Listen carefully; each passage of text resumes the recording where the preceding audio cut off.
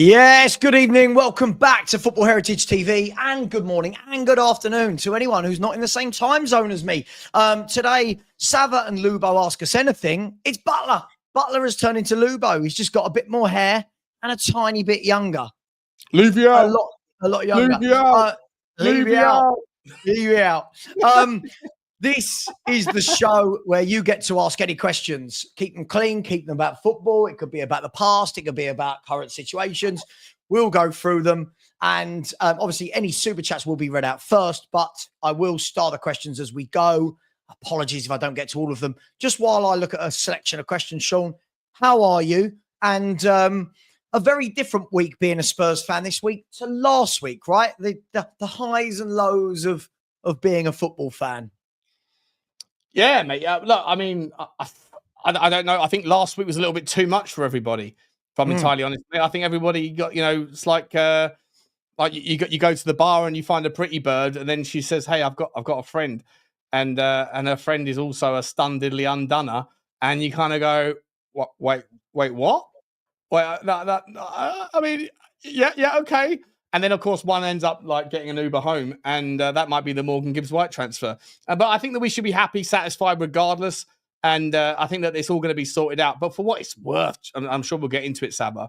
Like, even if Morgan Gibbs-White ends up being walked away from, I don't think it's the end of the world, buddy. I was looking at Harvey Elliott on Y-Scout, and I did a deep dive on him last night because the links have re-emerged as like a potential alternative and all that.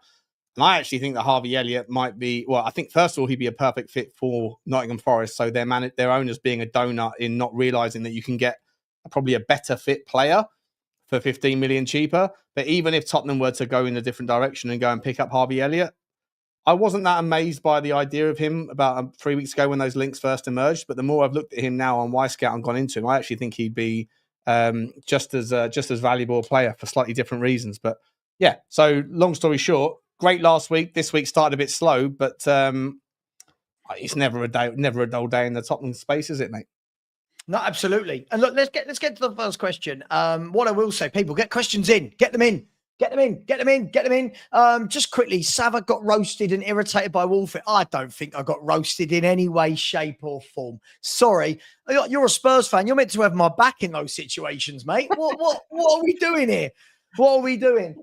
So you believe that Nottingham Forest are an upward step from Tottenham Hotspur, do you, Spurs Naples? Anyway, big up to everyone in the chat. Big up to my mate Jimbo, who's putting a daytime kiss. I differentiate between Jim and Kate because Kate normally puts a kiss, and now Jim started putting on a kiss. I never know who's messaging me, but big up to you guys. Hope you're both well, and a shame you can't make it to the barbecue at the weekend. Let's get into the first question, Sean. Perky, this kind of follows on from what you said. Perchy's long-lost brother, Perky, has said, are you two boys getting sick of the Gibbs-White situation? And do any of you two think this window is different to others? Sean, I'll let you take this first. I'm not getting sick of the situation. I think it's an interesting story. I think it's fascinating to see how it ends out. But I do think that there's an opportunity cost to the delay for sure. And I think that affects both teams. I think that Nottingham Forest are cutting their nose to spite their face on some sort of ego level from their owner.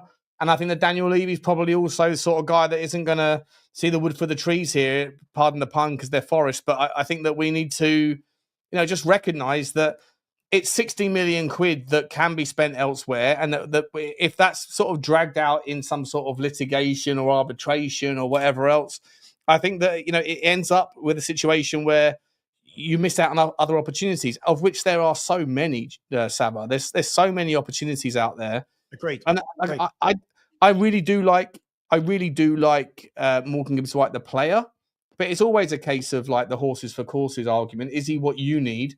And is there other options out there that can be filled for, that are better for similar money or that are not quite as good, but for a lot cheaper? I think there's loads of them out there. So as I just mentioned in the previous, in my previous monologue, I think I said that, Harvey Elliott, I think is an interesting option or alternative for both teams, to be entirely honest. And consequently, so I'm not bored of the story. I think the story's like quite interesting, just generally. But yeah, I do think that the problem with just sort of dragging it on and on and on just to see who's got the bigger balls out of Marinakis and Daniel Levy, and they end up both fans of both clubs are victims of that. And what was the second part of the question? The second part of the question was: is it a different window than normal? Is it a different window? Yeah. Are we moving differently?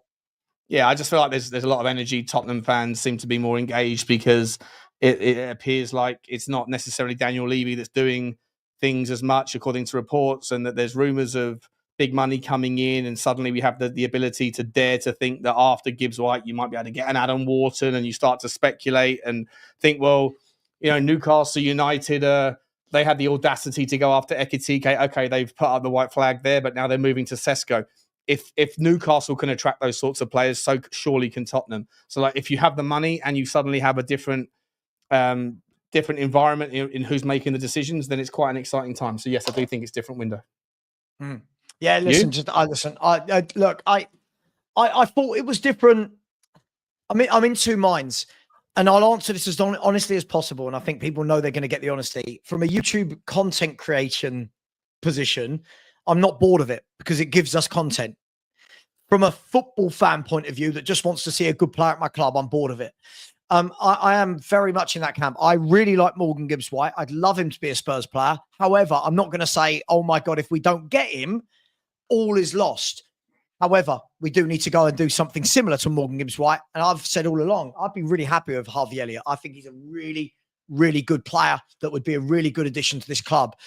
Are we moving differently? Well, let's go back 7 days. If we were sitting here right now, 2 days before our first pre-season game, Sean, saying we've already got 2 first-team starters in Gibbs White and Kudus through the door, then you would say, yeah, that's different to how we normally move. What's made it look different the other way now and made people think it's as it normally is because of the Nottingham Forest legal wranglings. So I am caught in two minds with it. But yeah, I do think we're moving slightly different, but Tottenham are going to have to keep going to show what it's all about. Big up. Let me go to the next question. But listen, great question. Jordan's asked an interesting one. Sean, how many articles do you read about a particular subject before presenting it? How many articles do I read about a particular subject? God knows. Like several, probably. I'm not sure what subject we're talking about. About a football transfer? Like 2 or 3? So let's say you see Harvey Elliott linked to Spurs. Do you just look at the one article and go, right, I'm taking Bugsy for a walk and I'm gonna do a video, or do you go, right, I'm gonna go and read a couple of articles, I'm gonna look at Y Scout, I'm gonna look at Wikipedia, whatever it may be? Well, I mean, generally speaking, if there's 6 articles out about a certain player, they're all going to be regarding the one particular source, right? There's 1,000 different aggregators out there. If you're looking at Give Me Sport, Caught Offside, Team Talk, Tottenham Transfer News, whatever else, they're all going to be referencing The Guardian or The Times or whatever that were the original source. So you might look at a couple just to get the, like if there's a different take. But generally speaking, they're all saying the same thing, and they say the same thing for days to come.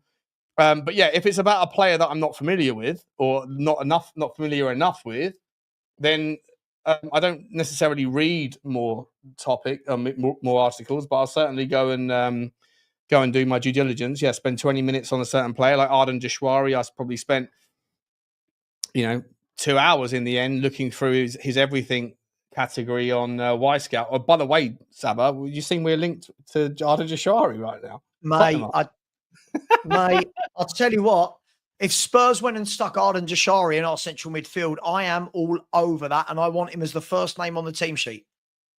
I'm all over that. I do. I think the more I've seen of him, I don't think there's anything he can't do.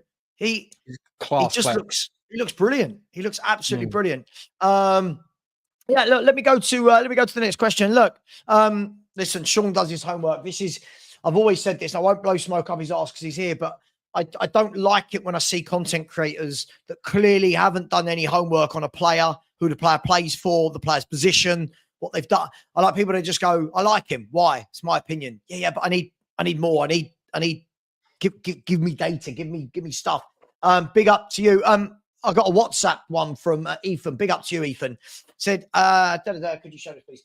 Yes. Do you think there's more credence in getting a destroyer type midfielder on the basis we see Morgan Gibbs-White as an 8? For me, we have a lot of jack of all trades, masters of none in midfield, and a specialist who does the simple things to a high level could be the key to unlocking our creative players. Love that, Ethan. Love that. Sean, you agree with Ethan? Yeah. I think that if you're going to bring Gibbs-White in as an 8, who clearly is more of an offensive 8, then I think that I just think, I lean into your kind of school of thought, Sav, that like you like having good players.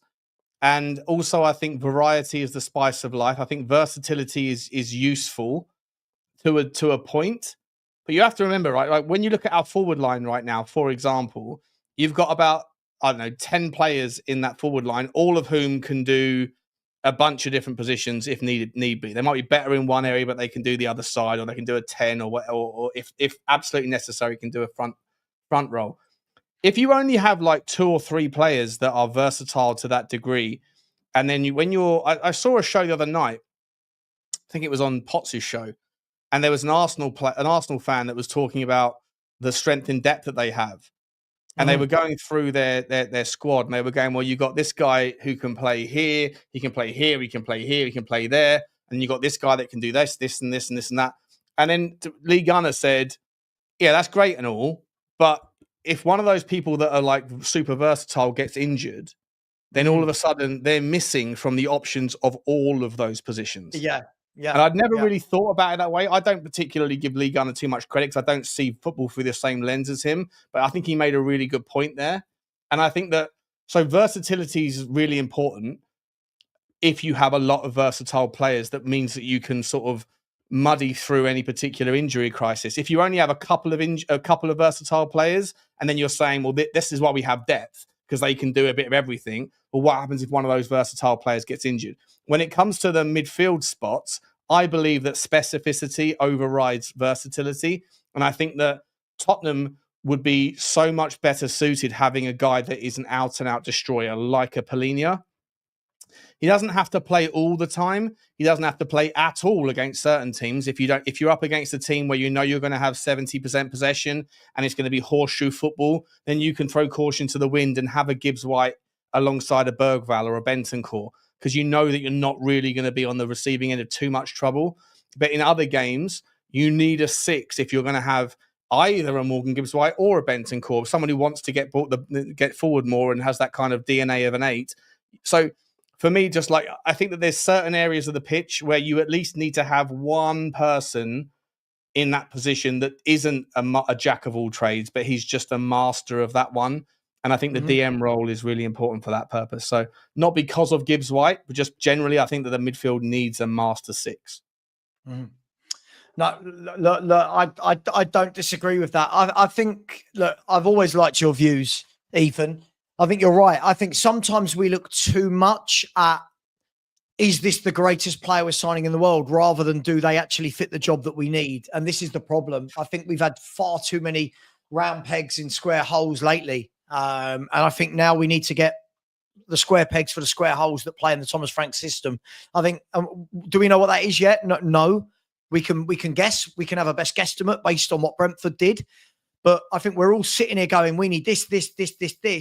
Maybe Thomas Frank sees it through, as Sean says, a different lens, and we don't know. But this is a great question, Ethan. Thank you very much. We've got loads of questions here. Just before I come to a super chat, I did just see a comment that I really liked.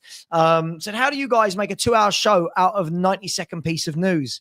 It's an art form. It's an art form, you. It's called the gift of the waffle.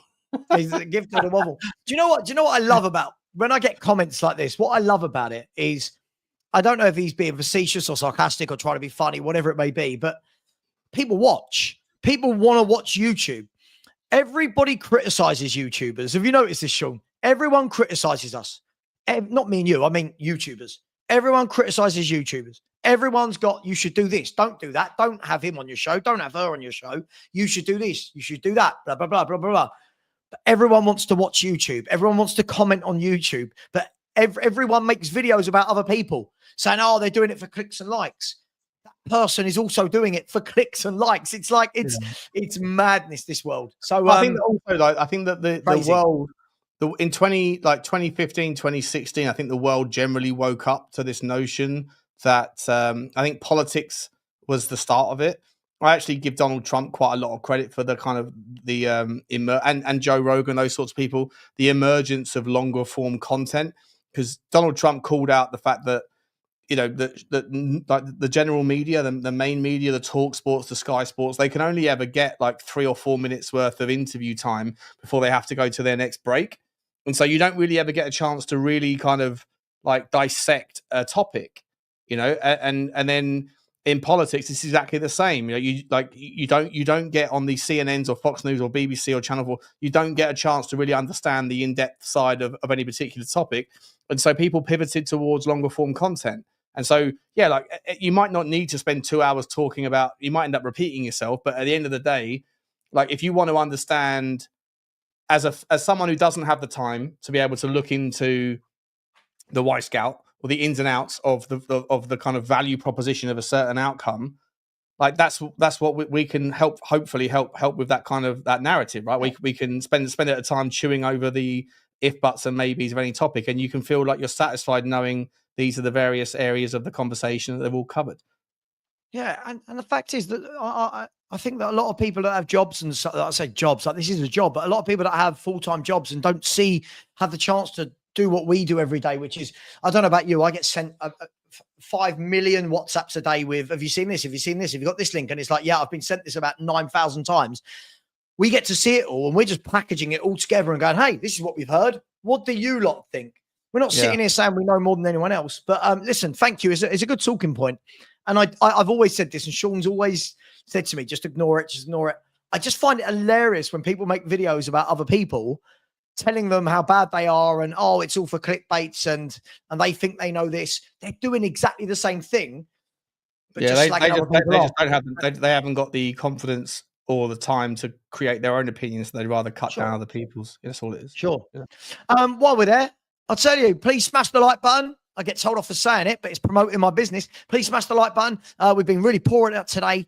Only 115 likes from 496 of you in here. Subscribe to Sean. I think you've just gone past the 35, right? Yeah. A couple of mates. It's been wild growth for both of us, hasn't it? Oh, for a lot of people, I think right now, every channel seems to be flying because Tottenham are in vogue. So yeah, appreciate everyone who's been helping me out on that one. Thank you. Well, if you haven't, please do. And as you can see, my little counter, trying to get to that magical 20. At that point, I might consider myself a somewhat established YouTuber at that stage. Let me go to some super chats just quickly. Joshua Barmetzler, I love your name, by the way. I think that's a great surname. I said, should Levy write a letter to UEFA supporting Crystal Palace remaining in the Europa League? That would be absolute banter, wouldn't it? That would be so much fun. Imagine in the space of 1 week that Palace get reinstated to Europa and Morgan Gibbs-White joins Spurs. I just think the memes that would go round about Marinakis.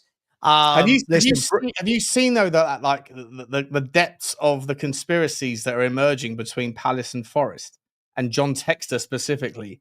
The fact that Leon got relegated, right? But Leon had £90 million of their own revenue taken away from the club to give to Botafogo so that Botafogo could buy players, right? So John Textor owned a bit of Palace, 42%, I think it was, or 40%. He owned 100% of Leon, and he owns 100% of Botafogo. He also owns Molenbeek, I think it is, in Belgium. And last season and the season before, in total, John Textor took 90 million quid out of Leon, right, to give to Botafogo so that they could buy players, which would help them win the Copa Libertadores, right? And then as a consequence of that, Leon didn't get the money, didn't buy the players, and then they broke financial sort of rules, right? And they got relegated. At the same time, Crystal Palace end up in the Europa League via the FA Cup, and then as a parting gift, John Textor sells the club because he doesn't have the controlling stake to have the influence that he wants. At the same time, Nottingham Forest, who took the spot that Palace would have had as a consequence of Lyon being reinstated. The only reason Lyon were reinstated into League One was because John Textor took the money from the sale of Crystal Palace and gave it back to Lyon, which made them more financially stable. And at the same time, Botafogo sold 2 of their players that helped them win the Copa Libertadores to Nottingham Forest in Cunha, and I forget the other guy's name, the striker, Igor Jesus, right? So it feels to me like John Textor, in a nutshell, because he couldn't get the control that he wanted at Palace ahead of Steve Parish. He ended up basically screwing over Crystal Palace in about 5 different ways and helped Nottingham Forest get into the Europa League. It's absolutely Igor Jesus. That's it. So Igor Jesus, absolutely insane. The story between those 3 clubs or 4 clubs: Lyon, Crystal Palace, Nottingham Forest, and Botafogo. And it looks to me like John Textor had some real sort of what do they say? Revenge is a plate best served cold. It feels like that's the way it ended up. You know. It's just all so crazy, isn't it? This is what I mean. When all the Nottingham Forest fans are telling me, "Oh, you guys are done. You're dirty. You've done some dark things here," I'm thinking, "Hang on. Do you know your owner he complains about multi-club ownership while being a part of multi-club ownership? It's mental." Joshua, big up to you, my man. Is it Josh or Joshua? Joshua. Big up to you. Thank you very much. My man, Blaine Dev, always super generous to everyone. Says, I have a simple question. Why haven't we got Savva to 20k subs yet? Mate, I'm like Marmite. We all know this. Listen, let me let you into a secret, right? Who cares about subs, Sav? It's all about views. I'll let you into a secret. I was about to say, the funny thing is, and this is, I used to say to Sean about 10k subs ago, I used to say, "Oh, I'm not growing," and blah, blah, blah. And he used to go, look at your views. Your views are what counts. And luckily, what I've got, I think, which is quite good, is my subs to views ratio is very good. So I could have 100,000 subs, still have the same views I get now. It doesn't really mean anything. But I agree. Why haven't we got 7 to 20k subs? Smash the bag out of that subscribe button, folks. Big up, lads. Blaine, always very generous, too generous. Really appreciate you, my friend. Thank you so much. Really appreciate that. Thank you, mate. Thank you. Just before I read the next super chat, by the way, Jack Pitt-Brook, depending on how much credence or credit you would like to give Jack Pitt-Brook, has just said, most of my contacts are pretty unanimous that the deal will eventually get done for Morgan Gibbs White. At this stage, it just doesn't even mean anything. I could say that, considering most of my... I don't give out my telephone number very much anymore, but Sav, you're one of my contacts. I think Blaine Dev is another. Like, you know what I mean? If most people are saying it's going to happen, it doesn't mean... that mean very much, does it? I think this is going to be one of them things. I think we're just going to wake up one day and go, done. And we'll be like, oh, okay. Yeah. Hey, it is what it is. Big up to you. And big up to James Plays. What does James play? What do you play, James? I said, should we go for Wharton or get Paulinho? Sean, we talked about this the other day. I think whilst the idea of Wharton is fantastic, I feel like Paulinho feels more gettable, more doable, makes more sense in the short term. However, if we've got a transfer budget of 300 million left, sure, knock yourselves out. Go and get Wharton at 80. But what's the right to add to that? Yeah, well, I mean, he's played 21 games in the Premier League, mate. He's had 1 England cap that was against a nobody in the Nations League, as far as I can remember. Like, he's a very good player. Don't get me wrong. I'm not sitting here sort of like knocking him, but 80 million pound. What are we doing here? If it was 45, I'd be like, yeah, go and get him. 80 million pound. Declan Rice cost 100. Are we saying that Adam Wharton is 80% of the player that Declan Rice is? Come on now. Like, to me, it's madness squared. It's madness squared. I'm all aboard the player, but there's an opportunity cost to whatever you do in business. If you're putting money in one direction, it means it can't go in another. And to me, I would much rather see Tottenham go and do something like a Paulinho, because I think he has specific value. We've already got a hell of a lot of 8s and especially if you get Gibbs White, you go and get a Polinia that can sit in there and do something very different when you need him to. And even though he's 29, right, and he's not going to be the kind of the godfather of what we're trying to build for the next 5 years, for the next couple of years, he's perfect. And that also means that you've got 50 million or 45 million quid extra that you would have otherwise spent on Adam Wharton, that you can pop into a Vissa, or you can pop into a insert whoever else you want to go into there, Benjamin Sesko, for example. Like that, you know, if Newcastle United think that they can punch above their weight and they had the audacity to talk to Ekitike, then Tottenham, if these conversations are happening until Liverpool come in and say no, you're not having both Sesko, so you're not having Ekitike and Isak. So give us Isak, we'll let you have Ekitike. Otherwise, we'll take Ekitike. Fair enough. But you know what? This season right now, there is such an oversaturation of top-level forwards relative to the demand for those services from teams that can afford them, that I think we would be entirely insane to not go and get a top draw forward. And that requires you to have a little bit of spending money. And I think that if we go and drop 80 bags on Adam Wharton, it means we can't go and take advantage of the market in the top line. Yeah. Look, I completely agree with that. And yeah, Blaine just letting us know. Yeah, that is what Jack Pitt-Brook has said. So we'll see. Let's go to another super chat, shall we? I did see one that did make me laugh, and I can't remember why. Before you get the super chat, just quick, Savva. So I just want to ask you on that. Would you rather a Polinia and then for say 28 million, right? And then you take that. Say here's the option: Adam Wharton for 80, or Polinia for 25, 30, and then you take the 50 that you've got left over. You sell Sonny after the South Korean tour, or you sell Solomon to Leeds for 15, 20. You get together another 25, 30 million there, and then you've got 80 million, and you go and get a Benjamin Sesko. Would you rather Sesko and Polinia, or would you rather Adam Wharton? Yeah, no, of course. Yeah, look, of course. And look, for me, I've always said that Paulinho, for me, he's been there, seen it, done it. He's a lot cheaper. He wants to play football. He's lived in London. The 2 years he was in the Premier League, like his ball recovery, tackles, everything was the top. It was just so good. I can't see any. Yeah, and his passing was good as well. So yeah, so like, I agree with you. Let me get to this comment. Made me laugh. I love this. Savva, I really think this Garnacho hype train you are promoting is ridiculous. I wasn't aware I was promoting a Garnacho hype train. Did you hear rants and bants last season? This player is trash. I think he's best suited to Everton. First and foremost, maximum respect to rants and bants. I've done a lot of work with him. He was very good to me. What I can't do is just take one YouTuber's opinion and say, right, that's now my opinion on a player. I can't. It's crazy. Second of all, I haven't put a hype train. What I did was put a video out saying, hey, Spurs have been linked with Garnacho as one of 3 clubs. What are the downsides? What are the plus sides? Would I be upset if he came? Would I not? If that's a hype train, sure, it's a hype train, but I've not said...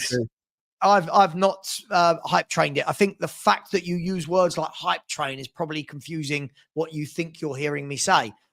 Go and think about that. So big up to you, Reese. Let's get to a question. First of all, Raider said, hey guys, could you please raise a glass to my friend Les, who sadly passed away from cancer yesterday? He loved Tottenham and was a season ticket holder. And of course, I've only got water, but I will definitely raise a glass to Les. Big up to Les. And I'm sorry to hear about the passing of your friend Raider. Unfortunately, it gets us all at some point, and I hope that his friends and family are dealing with it as best as possible. Let's go to a question.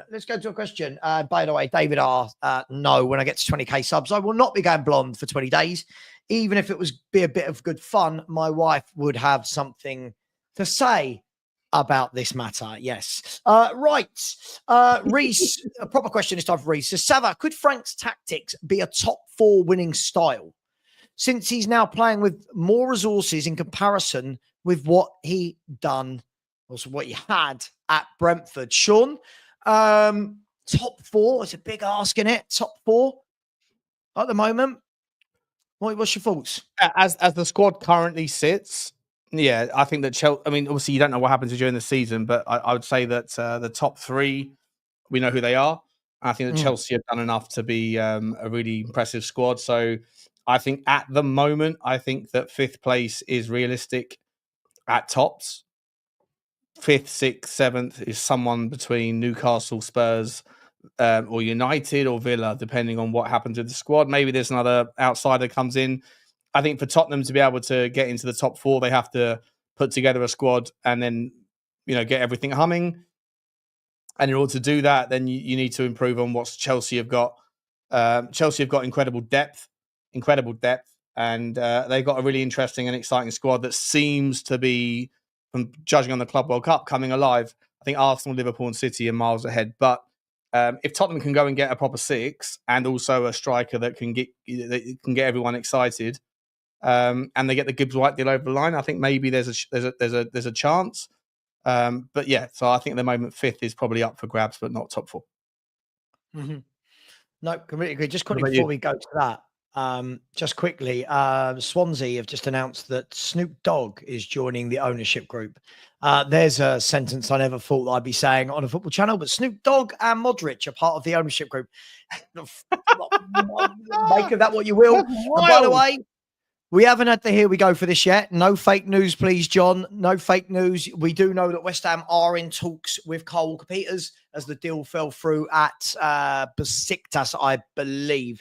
And also, Ben Jacobs has just said that West Ham have inquired about a possible deal for Jack Grealish, but they don't feel they'll be able to get the finances to make that happen. So just keeping you up to date with some information there. Dogg's got more grass covered than Pape Maté Sarr. Absolutely sensational. Snoop Dogg's got he covers more grass than Pape Maté Sarr. Yeah. That's as far as the top 4 thing goes, Reese. Look, I think for Tottenham to get top 4, we're gonna have to have a hell of a lot of things go our way. I think Sean was absolutely right. For me, the top 3 are well ahead. Chelsea. I think Chelsea got a lot of options here. I think they've made some really good underrated signings. I think like Pedro is a really, really good player. I think you could see him score a lot of goals now at Chelsea. I like their midfield. I feel like Caicedo and Fernandes have really developed into a top midfield partnership, which clubs need. I think we're some way off them, but let's see what we do. Ask me this question mid-August. Ask me this after we've played PSG in the cup in the cup final. But big up to you. PH Family has said, who's the most logical finger, Savva or Sean? I don't know. Sean, I'd say Sean probably is more logical than me. I don't know. It's a hard one to answer. Depends how many drinks I've had, VH Family. If I'm sober, I'll probably spend more time. If I've had a few, then you can see the Lubo versus Sean version of me pop out, and then sometimes that's not logical at all. That's just angry, I love it. Yeah, I think we both try at best to be logical, but we're football fans and emotions sometimes get the best of everyone, don't they? Big up to Blaine Devs, just coming with another super sticker. Very, very generous. Really appreciate you, Blaine. Choo. Thank you very much, mate. You know how much we appreciate it, so thank you. And then Rico Hubbard, big up to you, has said, great show, gents. For me, priority is a 6, a left back, and a striker. Do you know what? I feel like everybody's saying this, Reese, that after the midfielder, after Gibbs White, it feels like everyone wants a 6, wants a left back, wants a striker. What I will say is this: I don't go along with this word that people use, and you haven't, Reese. I'm going to ask Sean about it. I hate it when people keep going, we need a backup left back. We need a backup striker. No. If you're going to go and get a left back, go and get a left back to compete. Go and get a left back where you is it a Dogie or Robinson, for example? Do you know what I mean? I don't want us to go and buy a cheap left back that we know is only going to play if Dogie's injured. Do you agree with that? Do you go along with that sentiment? Yeah, 100%. I think that it's interesting because Jed Spence is versatile enough to play on both sides, but I think that I was never on board this idea of signing Kyle Walker-Peters just because he's club trained. I don't think the club trained thing is that big of a deal unless you have a massive injury problem. And if you have a massive injury problem, then you've got bigger things to worry about than Kyle Walker-Peters, because he's going to be targeted if he was to come in, or Dennis Sirkin, for example. They would be targeted if they were to come in. So signing players just because they happen to be club trained, I think is insanity. And I do think that for me, like, I think the previous person said 6 left back or 6 fullback, whatever. If you could go and get, this is another demonstration of why you don't have an endless pot of money and why £80 million for an Adam Wharton is insane. If you could go and get a Polinia for 25, then you might be able to go and get an Anthony Robinson for say 30, right? Even though they want 50, if you could get an Anthony Robinson on the left, Jed Spence and Pedro Porro in rotation on the right, Udogie and Anthony Robinson on the left, perfect fits for a Thomas Frank system.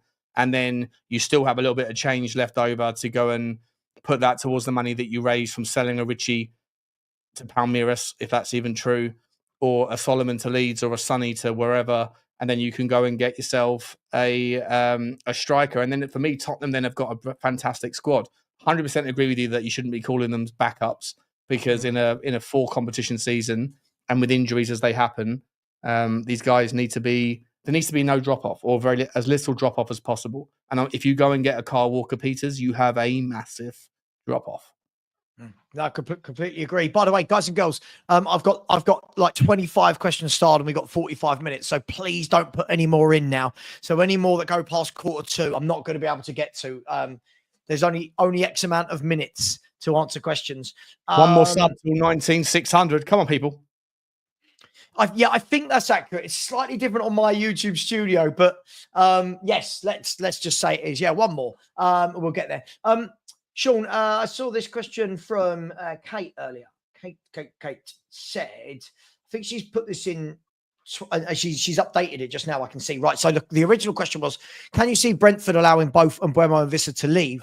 And then the one she's just put in just now said, if so, do you see them as relegation candidates? Obviously, this is interesting, Sean, because obviously we all talk about the domino effect, and Liverpool have kind of Arsenal started it, to be honest, by signing Gyökeres. Now it's, well, who are Liverpool going to go for? Right. Well, Liverpool have gone for Ekitike. Newcastle now want Wissa. Apparently so does Spurs. And then off the back of that, Man United have shit their pants and gone, shit, we need to offer more money for Mbeumo. They've upped their bid. Can you see both leaving Brentford? And if they do, are they relegation candidates, or can they spend it wisely? I actually think, I hear what you're saying regarding the sort of top end of the pitch, right, and the knock-on effect. But you have, in case of Brentford as a relegation candidate, you have to look at who's coming up. Right, usually it's the 3 teams that come up, go back down again. I don't think that's going to be the case this time. I really don't. If you actually look at what Sunderland, for example, have done, right? So Sunderland have gone and signed Habib Diarra, who, by the way, is going to be a baller. He's so cool, from Strasbourg.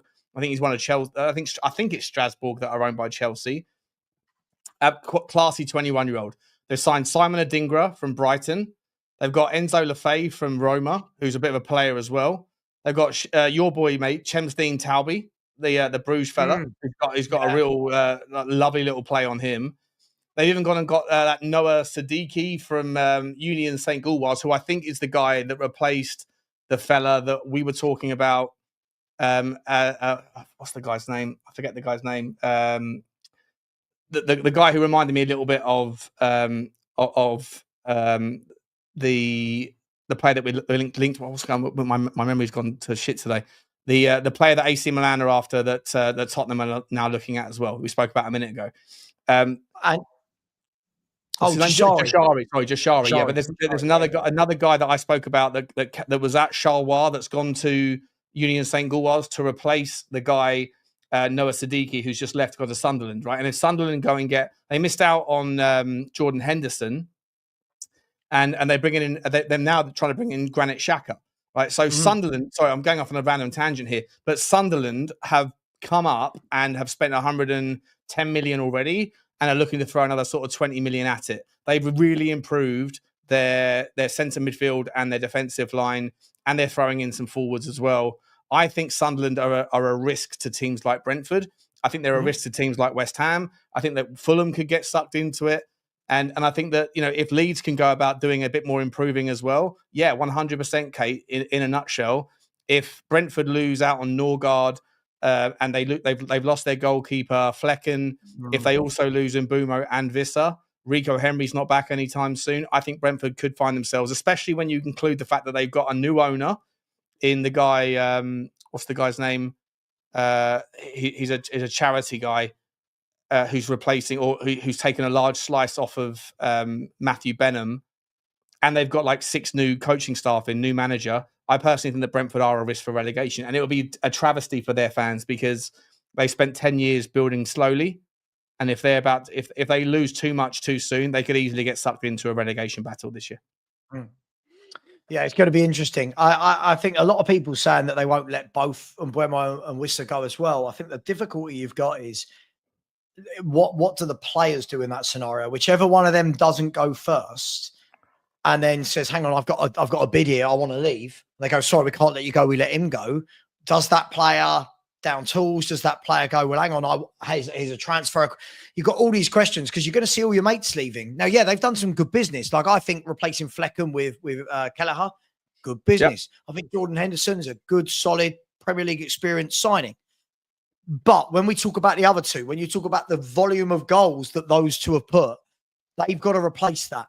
And for as good as Kevin Schade is, can he step up, get 20 a season?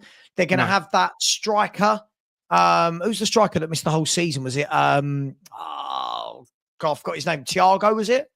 They signed a striker, didn't they, to replace Tony? And he missed the whole season, didn't he? Injured. So, I don't know. But yeah, listen, there's certain. And Rico Henry's the one when he's fit. He's one of the best fullbacks in the game in the Premier League. But he never plays anymore, does he? Yeah. Yeah, no, and that's it. And I think the key thing is what's the downfall going to be from losing Frank? You know what I mean? Frank's run that ship for a long time. He's now steering ours, but isn't it the set piece guy that got given? Yeah, Keith Andrews, isn't it? The ex-Republic of Ireland centre mid. Yeah, right. So the set piece coach has been given the full-time coaching job, and he's had to bring in a whole new team around him.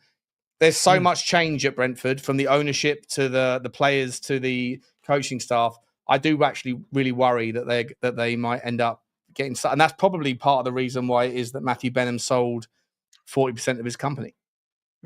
I think the thing is that we've got to say is you get teams like Bournemouth, you get teams like Brentford.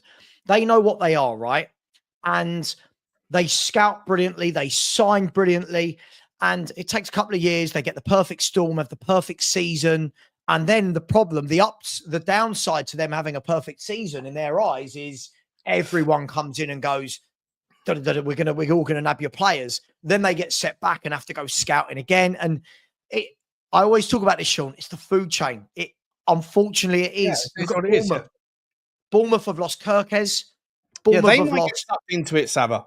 They might get sucked into it. They're so lucky that Semenyo signed a new contract, because if they end up losing Justin Kluivert alongside Zabarnyi, alongside Houston, Kirkes, they lost their right back as well. I forget who it is, but they lost their entire back four, and now their goalkeeper was Kepa, right? So he's gone as well.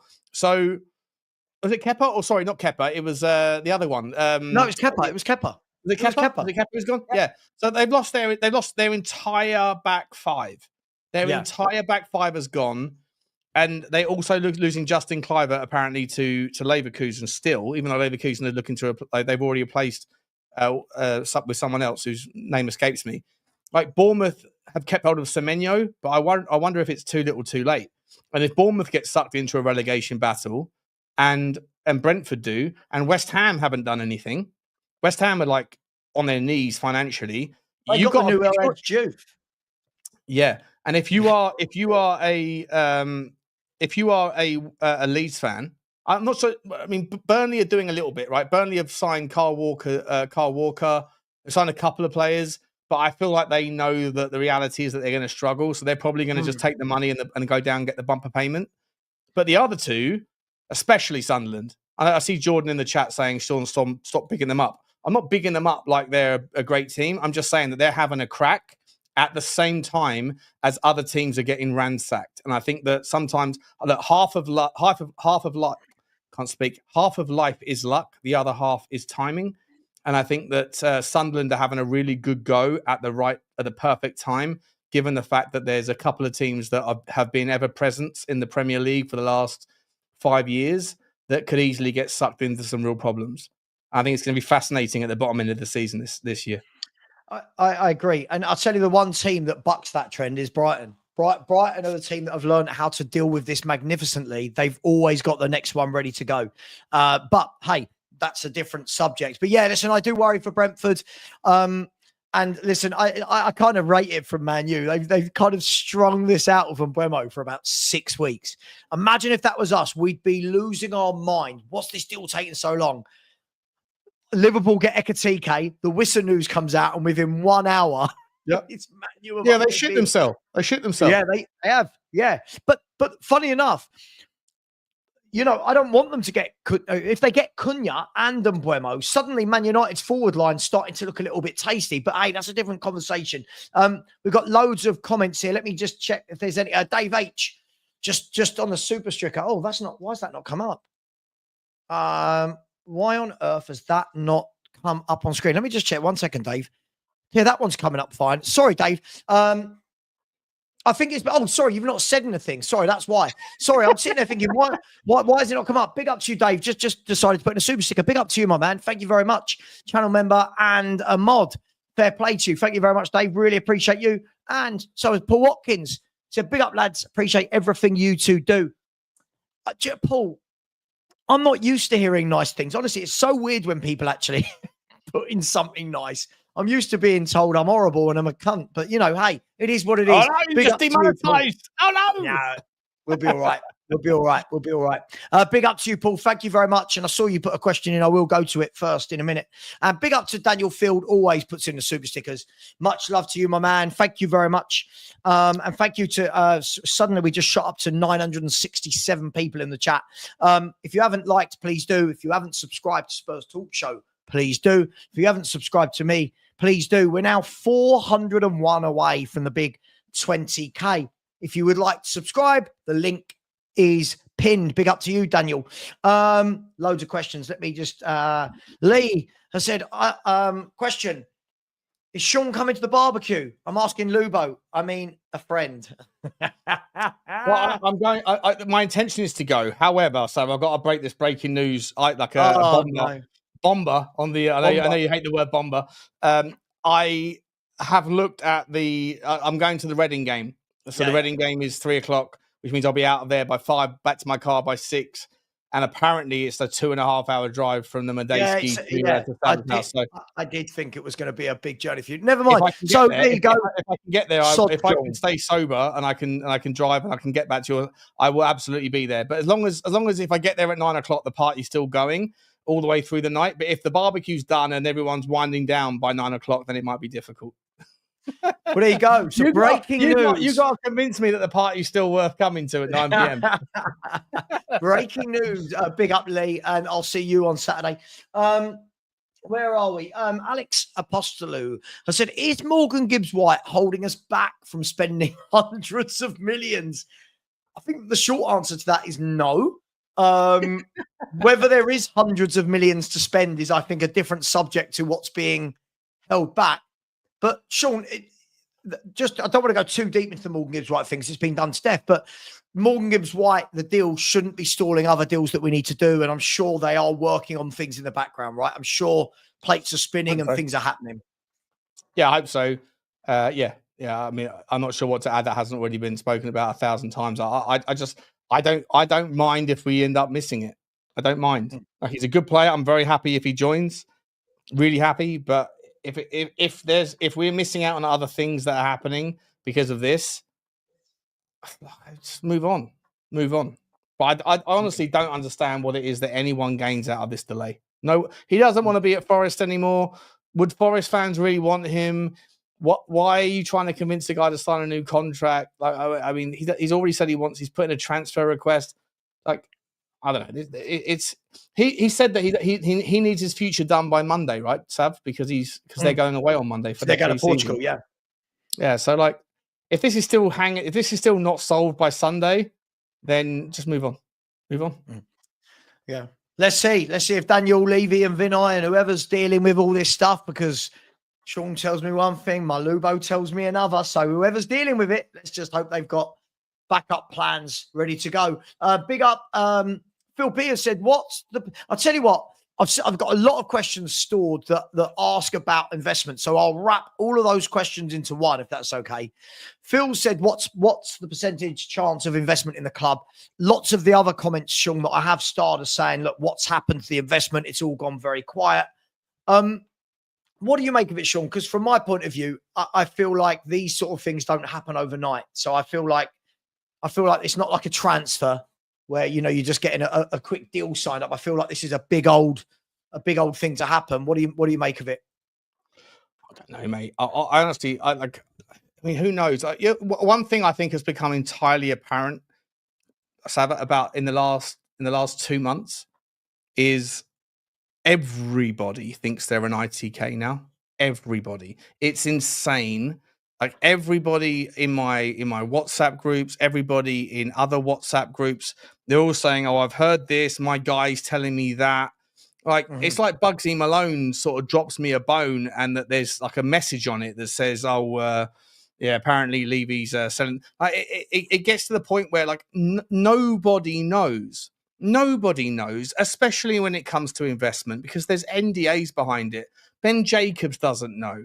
Matt Law doesn't know shit, by the way. I called him out all year since January 2025 when he started saying Tottenham have got to sell to buy summer. I said it. I was like, obviously, I don't know, but he doesn't have a clue either. And you don't need to be an ITK to do some joined up thinking with just like what's going on, and then look at the accounts and work out that when he says certain things are true, like we got no money and all this bollocks, he's just making it up for his clicks, as does all the other journalists and everybody on Twitter and everybody in the Tottenham fan base that suddenly thinks they're an ITK because they think that they saw something that nobody else has seen.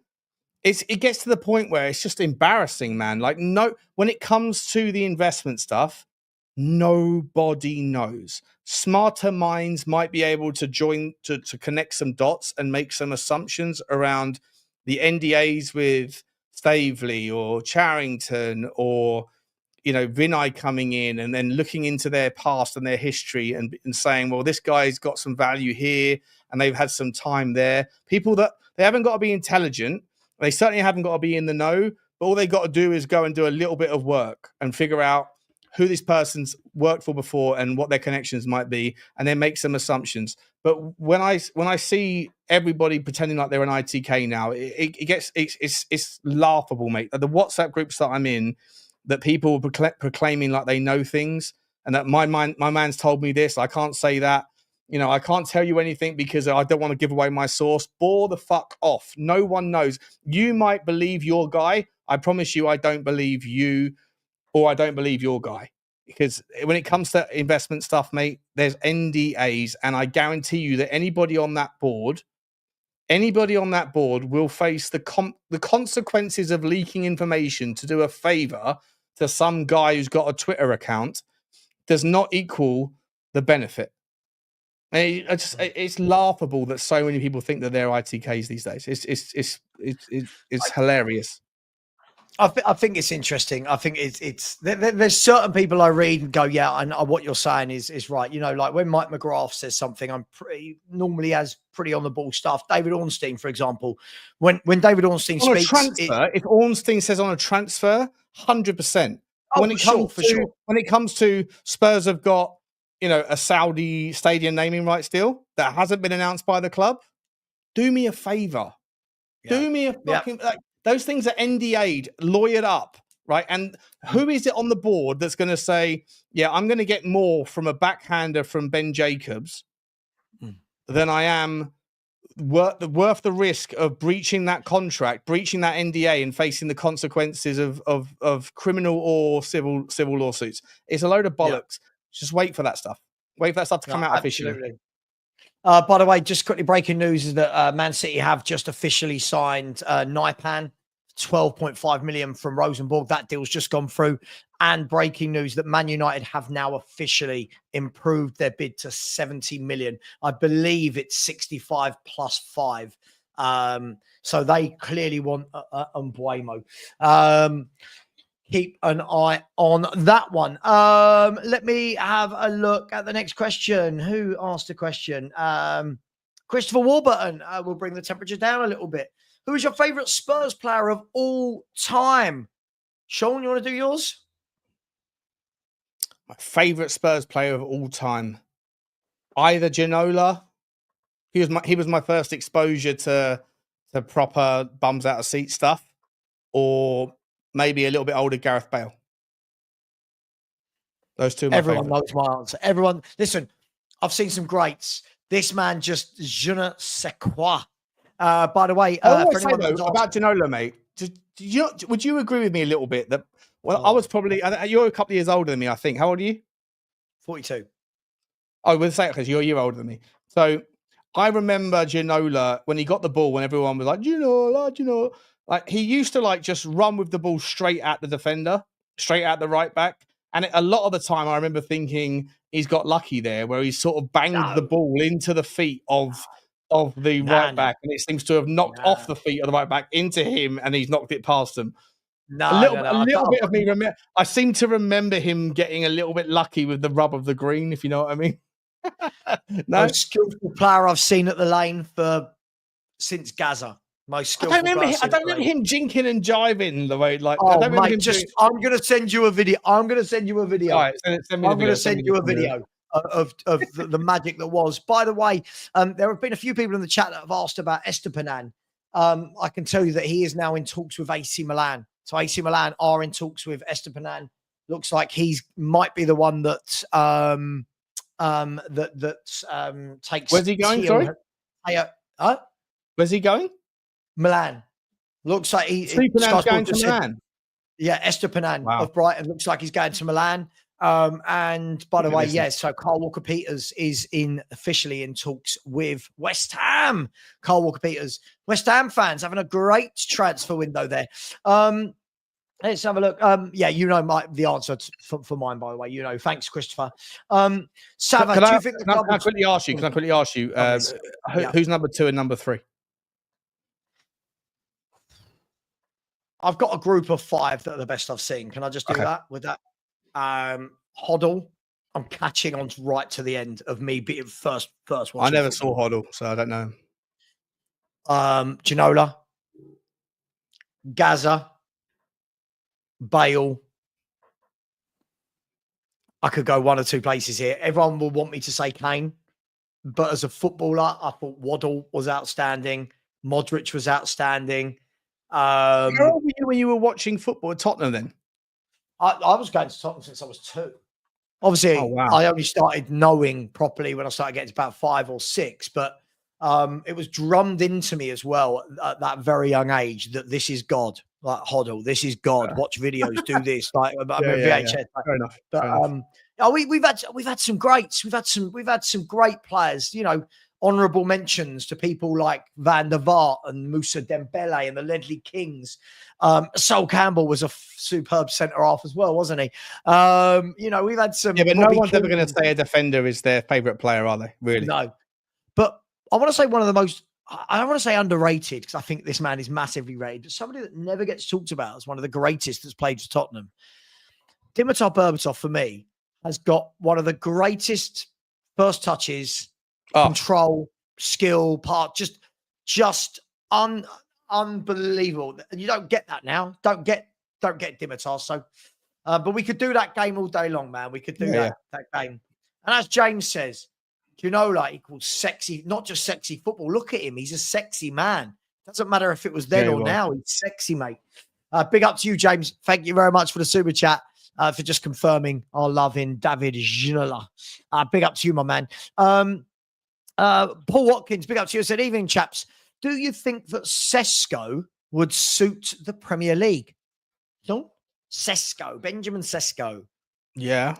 I think that guy is going to be a top player. I really do. I hate saying top player, but I genuinely think that he will be one of them. That's why I was saying at the start of the show. I think that if Newcastle have got the audacity to think that they can attract an Ekitike, have a go, and if you end up getting pipped by Liverpool, so be it. But now that if Liverpool are making their move for Ekitike, I think Sesko is far more advanced for me than Ekitike is. I think Ekitike is a really good player. Don't get me wrong. I think he'll be great as well. But I think Sesko is a far more advanced player, and they're not that dissimilar in age, and they don't play in a dissimilar spot. And so if I'm Newcastle and I think if they reach for Ekitike and they land on Sesko, like, no problem. Newcastle United should be absolutely over the moon. But at the same time, I'd sit there and think, if Newcastle are breaching that threshold, dare to do Tottenham. And that's again why I come back to this idea that Adam Wharton is overpriced and that there's an opportunity cost, because we can't do it all.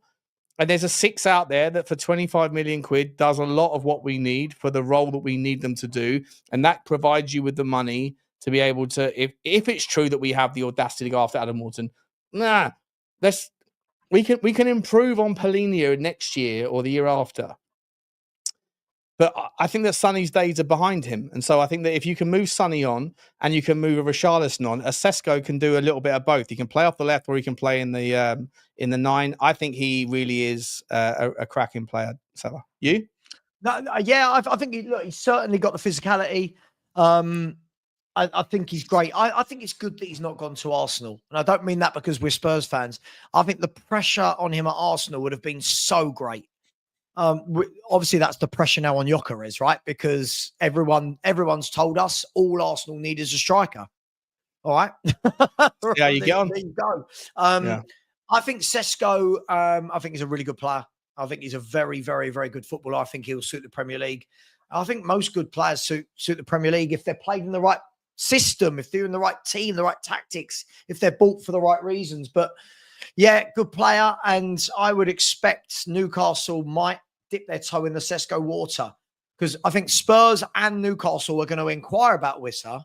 I think they're both going to be told 50 million for a 28, 29-year-old. And I think both are going to go, is there any wiggle room on that? Not sure we're going to do it. Now, the bit of me that just says, yeah, just get him. But if you want 50 million for a 28, 29-year-old, I don't know if that's going to fly. But yeah, great question there. Great question. Ole Beak, big up to you, Ollie, has said, how would you rank Spurs transfers so far compared with Chelsea, Newcastle, Villa? Liverpool, City, and Arsenal seem to be ahead of us. I'm going to be honest. I feel like I could just put Chelsea in that bracket at the bottom as well. If I feel like Chelsea are buying well. I think they are. But I mean, Spurs, Newcastle, and Villa. I mean, Villa haven't done anything. I think I've seen them sign a couple of 18-year-olds. They've not done anything yet. Newcastle have bought in Alanga and we've bought in Kudus. I would say we're pretty much on par with Newcastle or above Villa in the transfer window, but that could change any moment. Is that fair or? Yeah, that's fair. Yeah. But yeah, you're right. Liverpool, City, and Arsenal. I mean, they're spending. They're going crazy. Liverpool, we want a right back, boom. Want a left back, boom. What next one after Ekitike will be Guehi. Mark my words. This of those 3 at the bottom, who's had the best window?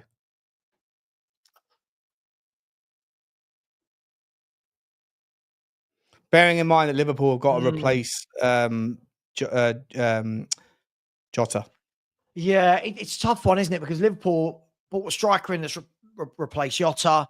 The right back replaced Trent. But Wirtz is a statement. Kirkes, I think, is a really good signing. Then again, I think City's 3 are really good. The main ones, I think, are really good. Cherky, Ait-Nouri, and Reinders for all less than 120 million is good business. Mm-hmm. I would say Liverpool and City. Ask me that in a year's time. If Gyökeres fires Arsenal to the title, you'd have to say Arsenal, right? But Arsenal fans seem very unhappy. They're always really unhappy, mate. They're always really unhappy. It's like it's a weird thing to be an Arsenal fan.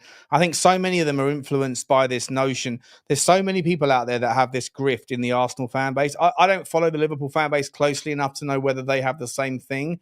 But in the Arsenal fan base, I see it all day long in my timeline.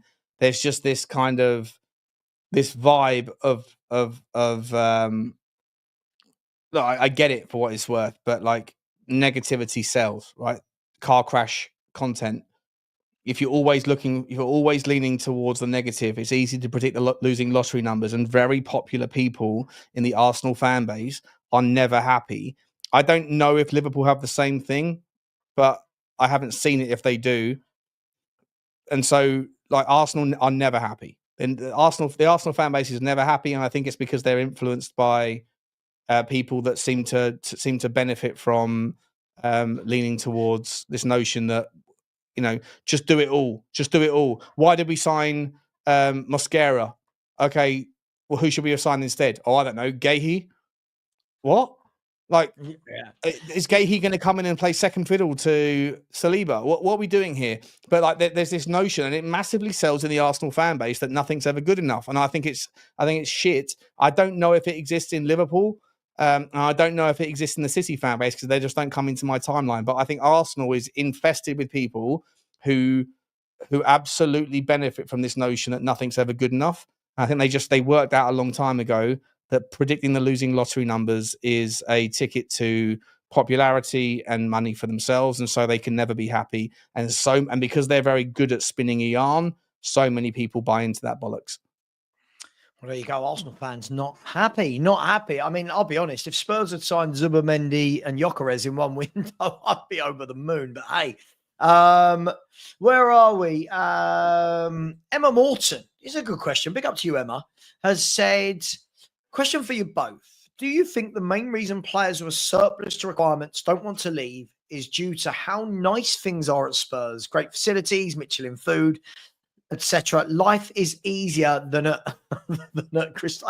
I'm guessing that's going to Crystal Palace. There's got to be a bit of this, Sean, right? Like, I think we had this chat the other day. I'm not sure if it was me and you, but it was, if you're bringing these players in and sticking them on, they might not be the best wages compared to Liverpool, City, etc., but they're going to be better than wages at a lot of clubs that we're going to try and sell them to. I think wages will probably have a big part of it for me, mate. That who takes some of these footballers that can pay the wages? It's okay if they will leave for less, but also Emma's got a point. Facilities, everything's nice. What do you make of it? I have to ask this question. Listen, can my answer be a rebuttal to your suggestion, or just like a different take on it, if you don't mind? Go for it. People. A lot of people in the Levy out camp talk about the gap in the wages to revenue turnover ratio, right? That we're at 42% and everybody else is at somewhere between 55 and 92, depending on which team you're looking at. And everyone says, "Oh, that's the gap, right? That's the gap." Yeah. So my man Connor, I love him to pieces, right? Connor Levynomics. He put out a video the other day, and it was all focused on these things. And I watched it, right? I watched it, and it's a good video, right? And if you lean into those things, and if you're just interested in those takes, then yeah, like, it makes a strong argument. I think it entirely misses the context. That the reality is that if you are looking for a reason to compare yourselves to the teams above, City, the big five, right? If we're the big six and the other five, then you look at everything. You look at the stadium, you look at the draw, you look at the trophies, yada yada yada, the value of the squad. Ultimately, the massive outlier in the data that you can look at is the wage to turnover ratio, and say these clubs operate at 60, 70, 80%. Aston Villa's 92%. Look what happened there. But the Tottenham at 42%, it's the bottom of the league, right? It's the 20th team. Everybody else has a higher ratio than Tottenham in wages to revenue ratio, turnover, as a wages to turnover ratio. And therefore, that is the reason why Tottenham don't succeed. And my challenge on that is that if you are looking for an outlying stat, Savva, that is materially different to the top five above you, as to why it is that they've won 92% of all the trophies that could have been won on Daniel Levy's tenure, and Tottenham have everything else is fairly similar. Spend, stadium, capacity, revenue, it's all in the same ballpark, but the wage to turnover ratio is materially different. Then that, therefore, ergo, is the reason why Tottenham don't win as many trophies as they do. Ignoring the context of the draw, ignoring the context of the brand, ignoring the context of yada, yada, yada. Is that just because there's an anomaly in the data, is that therefore the answer? And if so, then why is it that no one in that kind of ballpark that speak about these things recognizes that for Tottenham to be 20th in the entire league in wages to turnover, given the fact that 75% of all trophies in the last 15 years have been won by two teams, not those five, just two of them, Chelsea and City, but that everybody else, everybody from 19th, 18th, 17th and up, they all have a higher revenue turnover ratio, then if you're saying that the reason why Tottenham don't win the league, don't win these trophies, but those five do, is that they have a higher ratio, but the other 17 teams in the league also have a higher ratio and none of them win, then doesn't that kind of negate the point? That it's not because Tottenham have a lower ratio, because every other team, West Ham, Fulham, Villa, Crystal Palace, Wolves, everybody else, including City, they all have a higher ratio. If the fact that everybody has a higher ratio and 17 of those other teams don't win, then doesn't that negate the point that the ratio is where the success is found? Look, I feel like they would have a point if Spurs were sixth in the ratios. Do you know what I mean? I feel they would have a point if we were sixth in the ratios, but the fact that we're 20th in the ratios. Now, look, does that mean I think we can't spend more on wages? Sure, but of course. I'm someone that's always thought this and said, yeah, listen, I feel like if a top draw player comes through the door, do we need to smash our wage budget? Sure, that's what you got to do. You got to keep up with the Joneses. But I'm somebody that brings up a lot of data. I've got a lot of tabs open with Capology and things like this, where when people say to me, oh, but look at this club, they get the players because they spend. So I said, okay, who? I said, give me an example outside of the big five. People go, oh, Newcastle. Okay, well, Newcastle have got players on less money than we have. So right, we can get those players. So I've always said that for me, more than the wages, I've always thought it's more of a scouting issue. 100%. If we're going to be brutally honest, I think it's a scouting issue. Now, people want to just say it's Levy, and I think that I'm not going to go down that route. But let's look at Newcastle. Newcastle United have had a couple of very good years, right? Their wage bill is 25 million a year less than ours. 25 million a year less than ours, and they've assembled a team that I think I would take a lot of their footballers. You know, like I love 100%. Their midfield, Isak, Gordon. Like, so for me, I think. Listen, if we want to talk about why aren't we City, why aren't we Liverpool, why aren't we Chelsea, I do think that people need to be a little bit more realistic. At the same time, it would have been nice if we could have pushed a little bit to try, not to be them, but to close that gap maybe a little bit more. But I don't buy this. It's just wages. And I get really bored. Manchester United right now. Manchester United are cop blocked, not by other teams. They are cop blocked by themselves because they overspent on wages on players that didn't deserve it. So this notion, like the people in the Levy out camp that are always looking for the next thing, and as soon as the last thing is no longer relevant, I remember it wasn't that long ago. I remember hearing, we're not a football club anymore. Tottenham Hotspur is not a stadium for football. It's a multi-purpose arena. And then as soon as the argument came, what's the problem with us generating revenue from the stadium when we're not playing football? As soon as it provided all this money that we could then go and spend under Ange and yada, yada, yada, that suddenly, well, I don't care anymore about the fact that we're not, that we do things with the stadium. And so they just move, the needle gets moved towards whatever's the next outlying indicator. And the indicator that's currently popular is the ratio. And the ratio to me is also irrelevant, to your point, Savva, that it's not about where you spend the money. It's about who you spend the money on. If Newcastle United have put together a squad that costs far less than ours, and that they have far less revenue, they're not breaching FFP, but yet they have put together a team that you would have half of their team. And Crystal Palace have players that you would have. Brentford have players that you would have.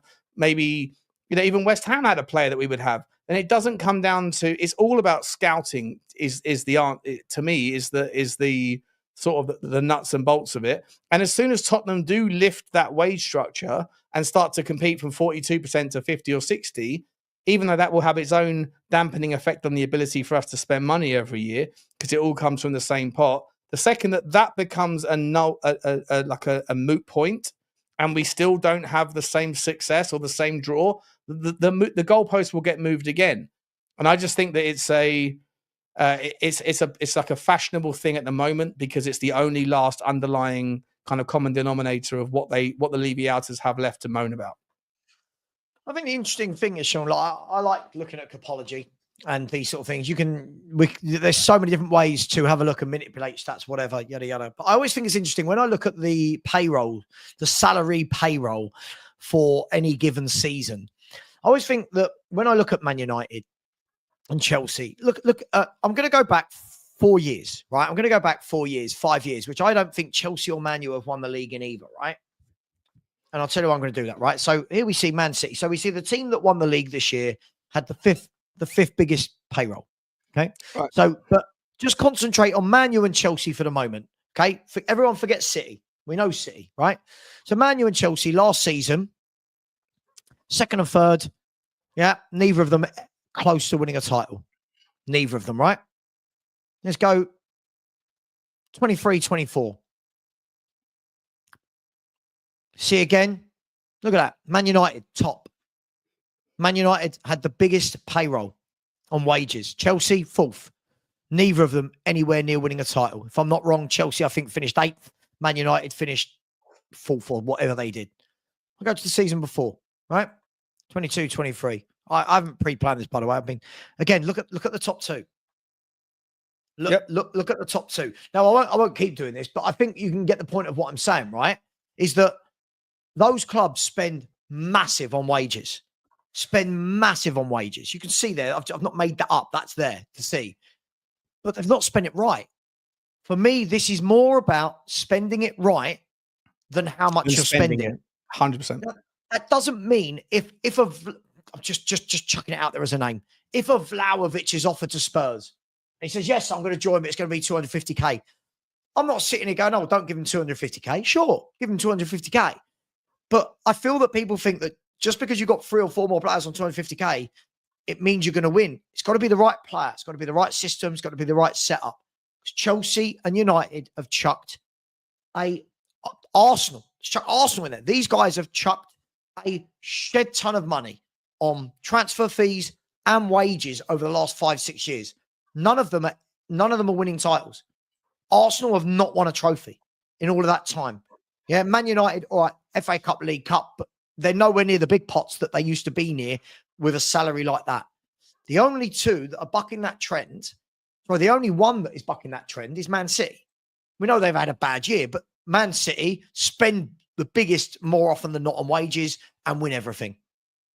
But other than that, I feel like there's a conversation to be had. Do you know what I mean? I feel like you could pay more, but I think everyone just thinks it's going to guarantee. Oh, we've got 4 players. People look at the correlation. Because the team that spends the most generally wins the most, therefore spend more equals win more. It's not the case. It's like saying because all stabbings happen at night, or because the vast majority of stabbings happen at night, that if you don't go out at night, you've got no chance of being stabbed. Like it's a ludicrous. It's called specious reasoning.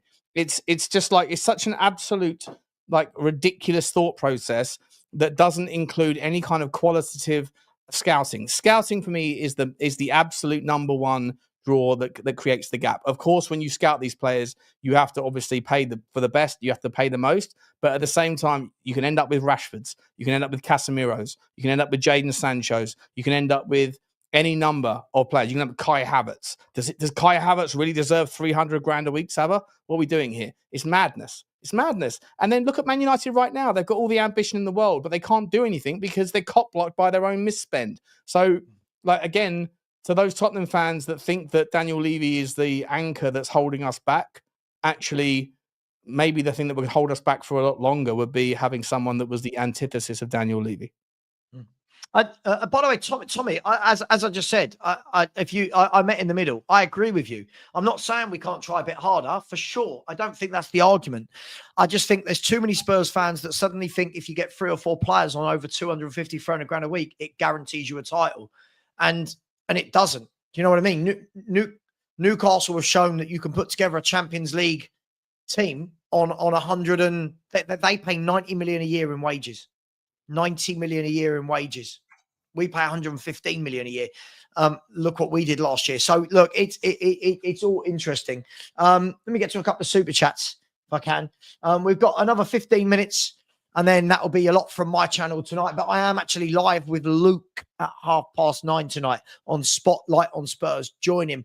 He is a great guy, really good creator. So please join me over there, and I'll put it on my channel a bit later anyway. Big up to Mark, channel member. Just said, big up Savva Sean. Big up to you, Mark. Lots of bigging up everywhere. Big up to you, Mark. Thank you very much. And MUFC has said, I don't care. Bruno, Cunha, and Buemo is better than anything in the league. Take your bias away. That's an elite front three that can demolish teams. I mean, what? I mean, MUFC, if you actually listen to what I said if Man U get Mbuemo, their front three looks tasty. I'm pretty sure I said that out loud, didn't I, on this stream? I think what you guys have got to do. Who have you got in front of it? Yeah, who you got in front of it? Rasmus Højlund. That's the problem. See, I think you're doing well. If you're looking at Cunha and Mbuemo, we know what Bruno can do. Great. I still think you need another centre mid. I think you need a couple of defenders, and I think you need, depending on how he plays, I think you need a centre forward. Unless you play the two up top, Cunha and Mbuemo. I don't know what he's planning. Let's see. We'll see. But you've come in hot. I rate it. And I'm the last person you need to talk to about bias. So thank you very much, MUFC, coming in hot there. Yeah, look, interesting conversations. This is a good point. PSG have spent like 2 billion to win the Champions League. Yeah, look how much money Chelsea are spending right now. Chelsea have spent loads and loads and loads and loads. Big up to Drula, is a franker. Big up to you. And let's get to a next question, shall we? Sanjesh said, as a Newcastle fan, I need to know what your thoughts as a Spurs fan. Will you consider buying Vissa to Spurs, who is turning 29, 50 million plus? Is age considered an important factor? Sean, 50 million, Wissa, is it an important factor that he's going to be 29 soon? Yeah, no, it is. Yeah. I don't think that he's not worth 50 million quid either way. I don't think he is. He's a good player, and he got a lot of. Sorry about my dog, mate. She's got the noisiest toy. If you can hear it in the background, I'm sorry. No, I can't hear it, mate. Can't hear it. Perfect. He's a really great player, but I think that 35 million. And I'm not basing that on the fact that he's 29. Really, I'm basing that on the fact that I just don't rate him as being a 50 million pound player. When you look at the other players that you can get for 50 million pound, it always comes down to opportunity cost. When you spend money here, you could be spending it there. If, like I say, if you can, I said this 1,000 times tonight. This is the reason why I don't think that Tottenham should go after Adam Wharton. I don't. I think that you can go and get a better position, a better solution in the six for a lot cheaper, and then go and put that money on a player in the front line that can do a bit of an everything sort of situation. For Newcastle United, if Newcastle have lost out on Ekitike in the pursuit of keeping hold of Isak, the thing is, would Wissa want to come and play second fiddle? And I know it's not, I'm not saying like a rotation or B team, or whatever. I'm just saying that at the end of the day, I think that Newcastle United are starting to feel the bite of the problem that Tottenham Hotspur have had to deal with for 5 years until 2023. And that was, how do you attract a second striker to come, knowing that they're never going to play behind Harry Kane? I think that in Isak, they have one of the best in the world, and congratulations if they're managing to keep him. But at the same time, I think that you have to shake hands with the reality that you are going to struggle to get someone of the highest order to come in and know that in all of the big games, even if there's rotation, even if there's, we're playing in the Champions League and we've got the cups, at the end of the day, when it comes to the big games, Isak's always going to start. And so does a Vissa, does a whoever else want to really come in and play against, against Leeds and Sunderland and Burnley and all those sorts of games just to keep him happy? If you've got an Isak in front of you, just like when we had a Harry Kane in front of whoever we were trying to get, you're going to struggle to sell the project if you're only realistically going to be getting 35% of the minutes, and those minutes are against teams that are not celebrating your prowess. Mm. Yeah, very interesting. By the way, guys, just quickly, Sky Sports News have just broke that Liverpool are stepping away. Not they're bringing in Ekatike, but apparently they are now targeting one of three centre backs, and Guehi's name was not one of them. The three centre backs were Scalvini of Atalanta. For fuck's sake. The other one was Nicolo Savona of Juventus. Okay. And the other one is, let me make sure I've got this right. The other one is Cesar Torrega, Spanish centre back from Valencia. So Liverpool look like they're not messing around. So all their fans saying, "Oh, we didn't buy last year." Well, you're making up for it this year, aren't you? You're making up for it massively. But interesting, because I like Scalvini and I really do like Torrega as well. So look, Liverpool in talks with players left, right, and centre. We got 10 minutes left. Let's just have a look. MUFC has come back in again. I love the thumbnail, by the way. I like that. It's like you're half on a bed, half not. I don't know what you're doing, reading a phone or something. But so who do you think? Is that in a hotel? There must be a hotel level of headset. No one's got a headrest quite like that at their home, I don't think, unless you're super wealthy. And if you are, congratulations. And if you are, make sure the super chats are more than $1.99 if you're super wealthy. No joke. Who do you think? Who do you think get AG? Spurs, Arsenal, AG. Oh, who do you think gets Alessandro Garnacho? Spurs, Arsenal, Villa, Chelsea. I don't see him going to Arsenal. Villa. That would be. I don't see him going to Arsenal. I do see him going to Villa. It's the sort of thing Chelsea would do. I don't see Spurs bidding for him after bringing in Tell. I don't. So I don't know. Maybe a Villa or a Chelsea for Garnacho. No, maybe Newcastle. The reason why he's not happy is because he doesn't get enough minutes or didn't play in all the big games or whatever at United. Who's he going to start off in front of at Chelsea? To me, Villa makes the most sense. I think he's obviously a Villa player. I think Villa makes the most sense, especially with Rashford and Asensio not going back there. And I think he'd do well under Emery. I think Emery's a top coach. I think he'd do well there. But look, it's an interesting one because, to be fair to him, what I do like about Garnacho is he has said, look, I want to stay in the Premier League. And I rate that. I do rate that he turned down the opportunity to go and play with Ronaldo in Saudi. So we'll see, right? We'll see. Listen, he'll move, but we'll see where soon enough. Big up. Thank you for the super chat. Nick B, DJ. I said, we need to be getting in a backup replacement. I don't like the word backup.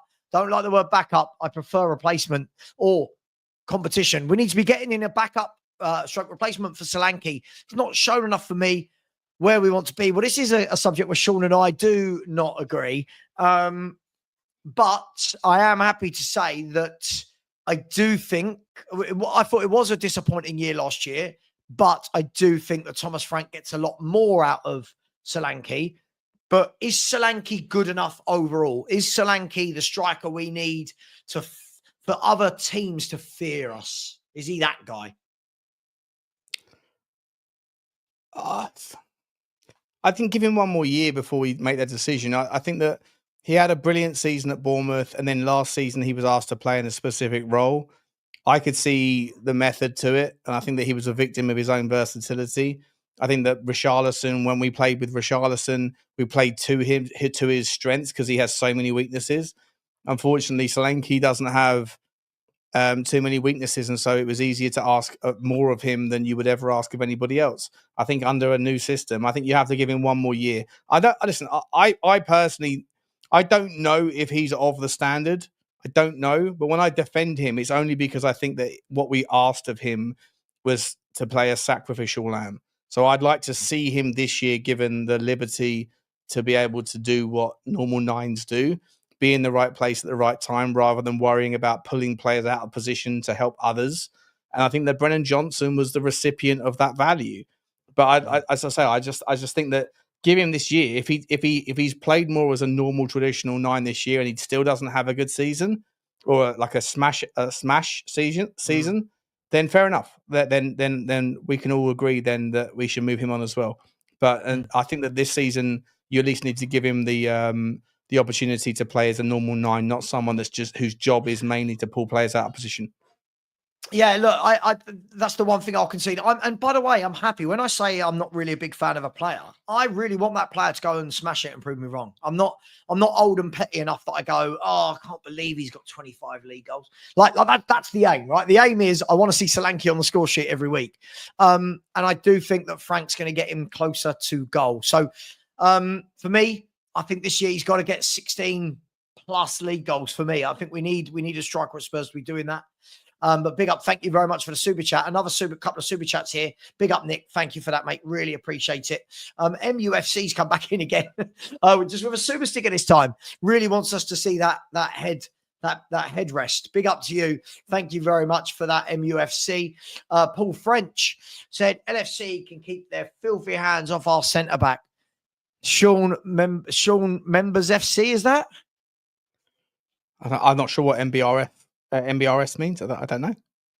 I want to go with Sean Members. Keep their filthy hands off our centre back. Which centre back? Are you talking about Scalvini? Scalvini, I think it's something like Scalvini. Yeah, good player. I'm not sure what MBRS means. Paul French, let us know, what does it mean? Because I'm feeling vulnerable right now, buddy. I'm not sure if you're slagging me off or bigging me up. I don't know. Let me know what you know. I thought it was Sean Members. Sean Members FC. Well, that doesn't make any sense. What? I'm not a member of anything. I'm not sure what that means. I don't know. Paul, let us know. Are we talking about Scalvini? And if you're going to slag Sean off, hopefully you are, just say the word. I won't block you. Just say the word. Just call him whatever you want to call him. And another super chat that's just come in. Frankly, Spursy, thank you very much. You said, big up, Sovereign Sean. Big up to you. If you was in charge, pick a defender, a midfielder, and attacker to sign from outside the top 5 leagues for Tottenham. From outside the top 5 leagues. Wow. So what we got? Spain and an attacker. Spain, okay. England, Italy, Germany, France. Is that the 5? Jesus Christ. Okay. I'll go for let's go for the Benfica centre back. Silva, Antonio Silva as a midfielder. Let's go for Arden Deshari from Bruges. Oh, that's what I was going for. All right, I'll have to think of one. All right. All right. You can go for the other one. Is it Gorzan? Gorzan, yeah. And then as an attacker, I will go for. I'll let you. Sorry, I'll let you have the other. So you pick the attacker first, and then we can reverse it. I'll give you a chance here. I'll tell you what, for midfielder, to keep it fresh, I was going to say Jashari. I think Varela of Porto is a really good midfielder. I think he's a really good player. Doesn't get spoken about enough. I think for a defender, I'm going to go with Hato. I'll go with Hato out of Ajax. Sensational choice. And now strikers.